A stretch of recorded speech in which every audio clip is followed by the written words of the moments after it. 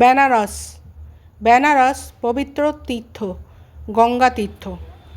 আর এই যখন ছোটোবেলায় বেনারস বা এই গঙ্গা তীর্থ অত জ্ঞান হয়নি, কিন্তু সাহিত্যগুলো পড়তাম, রবীন্দ্রনাথ কিংবা বঙ্কিম, সব জায়গায় দেখতাম বিধবা মহিলা যারা আছেন তাদের নিয়ে একটা বিশাল সমস্যা। মানে গল্পের শেষে যে কিভাবে মেলানো হবে বুঝে পাচ্ছেন না যে এই বিধবা মহিলাদের কি করবেন। তাদের সবাইকে কাশি পাঠিয়ে দেওয়া হতো।